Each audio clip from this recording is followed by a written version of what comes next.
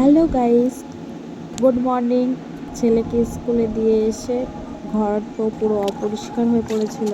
ঘরটা আগে পরিষ্কার করলাম, তারপরে বাসন মাজলাম, জামা কাপড় কাচলাম, দিয়ে সবজি কাটিং করে নিলাম। কুমড়ির শাক ফ্রাই করলাম আর পুঁই শাক ছেলে চিকেন পকোড়া খাবে বলে অনেক দিন ধরে বায়না করছিল, তো ফ্রিজে একটু চিকেন ছিল, সেই চিকেন ঘরোয়া পদ্ধতিতে চিকেন পকোড়া বানিয়ে ফেললাম ছেলের জন্য।